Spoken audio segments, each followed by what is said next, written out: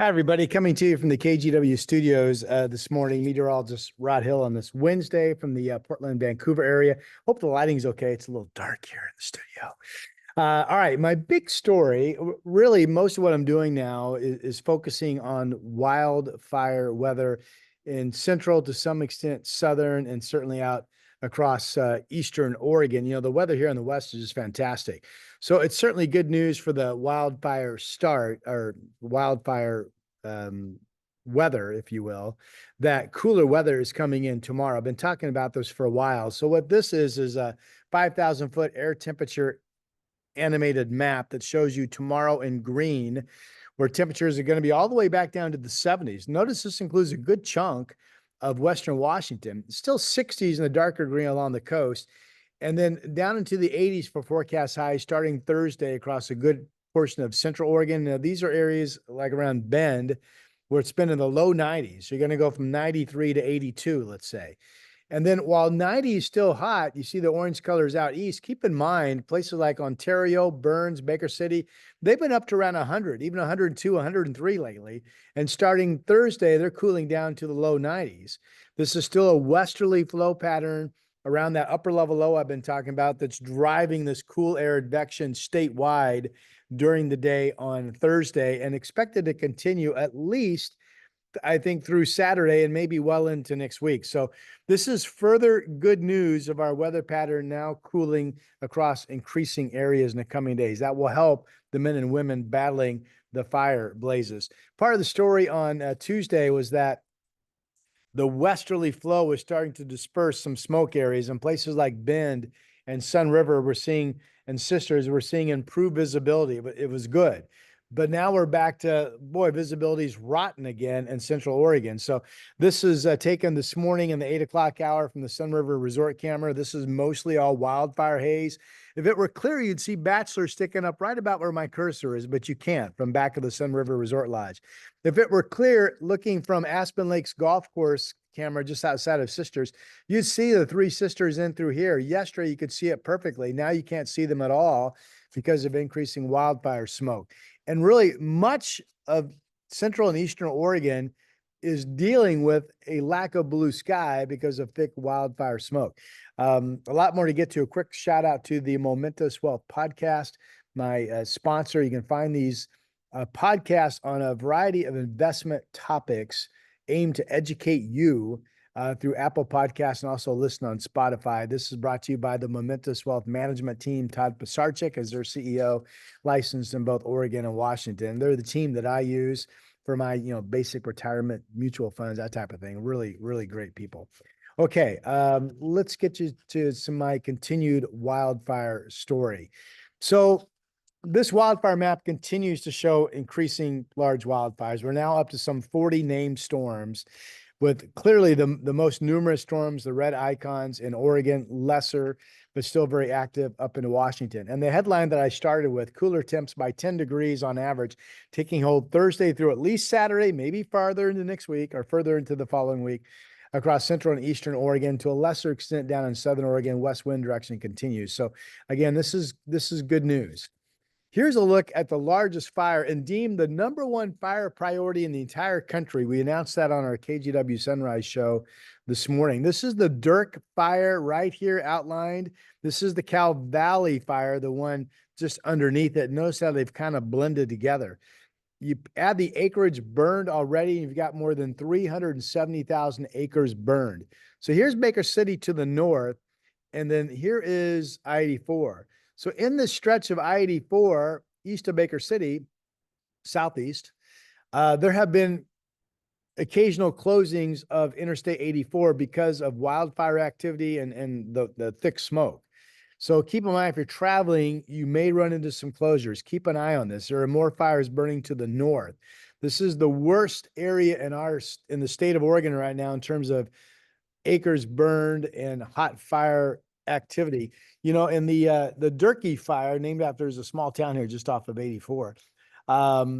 They had thunderstorm activity yesterday that sparked 6 new fire starts, and thunderstorms are in the forecast this afternoon for this area again, meaning new fire starts will be a problem. Also, because of the size of these fires, the the leftover burn scars, areas burned, are so large that flash flood watches have been put out just to alert people that there could be thunderstorms this afternoon producing heavy downpours in these fire scar burned areas that would produce rapid runoff. So that's becoming an increasing concern in these areas as well. Here's the National Weather Service watch warning map from our friends at the Weather Service.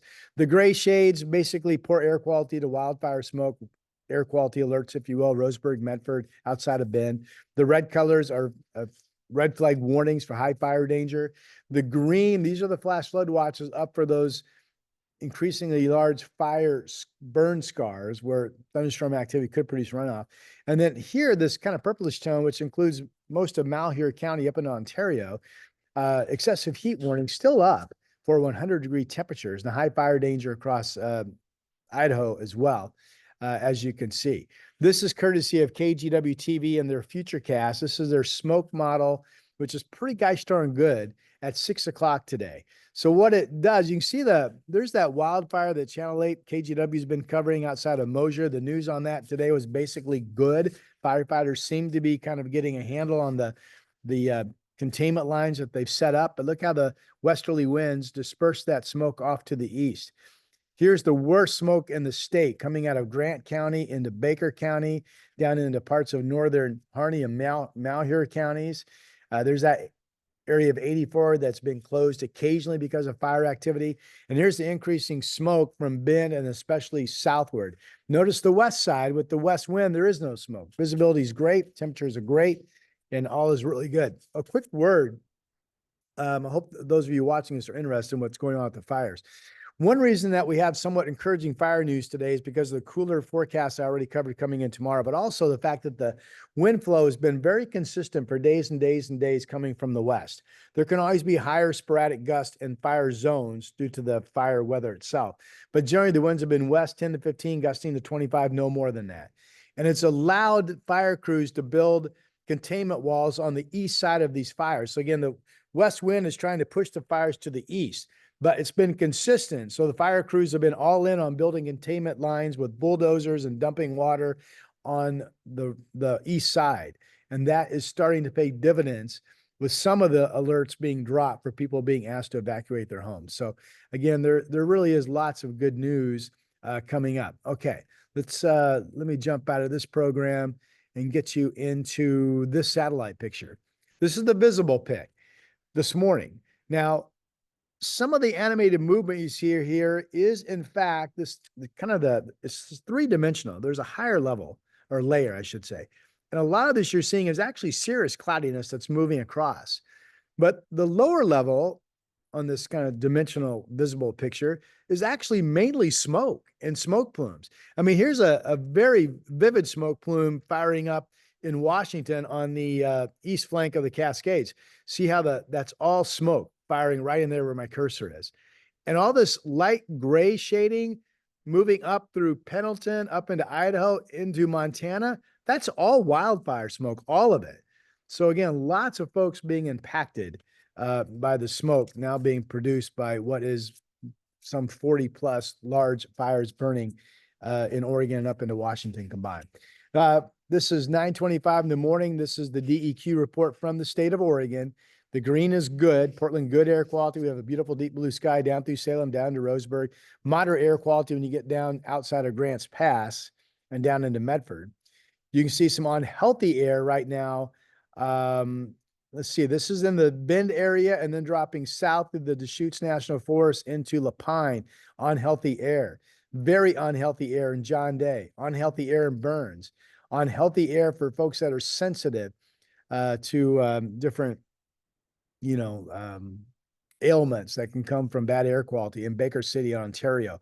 And some of these reports will maybe upgraded to just very unhealthy later today. So that is a snapshot of what's going on with the air quality. So with that said, and a dry forecast here on the west side and a thunderstorm threat out east, here are the forecasts for specific areas. Let's start down in Medford where it's 72 degrees at 9 o'clock in the morning.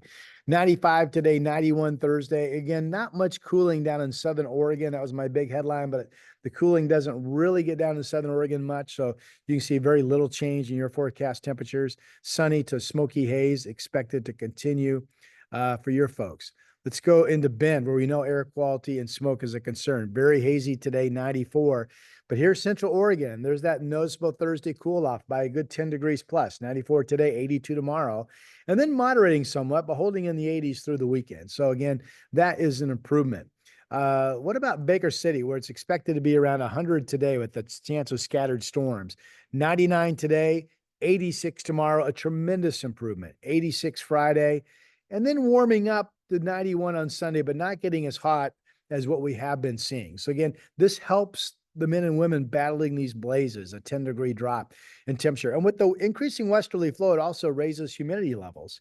That puts more water vapor into the air, and that can retard the spread of these blazes as well. Up in Seattle, 61 currently, 75 today. Pretty comfortable, right? 70s all the way through. I am watching a chance of showers on Tuesday. Interesting, the National Weather Service is picking that up for Seattle as well. North Bend, let's see here, 60s along the coast, mainly sunny with some areas of morning cloudiness. Astoria, 69 today, 70 Friday. Yeah, kind of what you folks have been seeing. There's that chance of rain showing up again on Tuesday. And I'll show you one more. Let's just bring up Salem. 85 today, 82 tomorrow, 87 Friday. Shy of 90, holding low 80s on Thursday. Otherwise, a lot of mid to kind of upper 80-degree days coming, but certainly better than being in the 90s. And here's my Portland 7-day forecast, courtesy of Hazeldale Tire Pros. So 83 today, beautiful blue sky out there will equal yesterday's high. I think there's with that push of cooler weather coming in tomorrow, I think there's a heightened chance of morning cloud cover here in the valley to afternoon sun. That would hold us to 78 in the afternoon or maybe cooler. And then Friday back to 83 after some early clouds. The weekend, just fabulous weather. Nice mornings. Some of you will be in the 40s. Most of us will be in the 50s. 83 Saturday, 83 Sunday. And then it looks like we warm up a little bit going into Monday, but then there's another dip with a cooler trough coming in Tuesday. And for right now, I just put shower chance on my 7-day because I want you to be alerted to the fact I'm just at least watching that with some cloudiness and a cooler day back in the 70s. No signs of any 90-degree heat. No signs of any 90-degree heat through the first days of August. That's great news.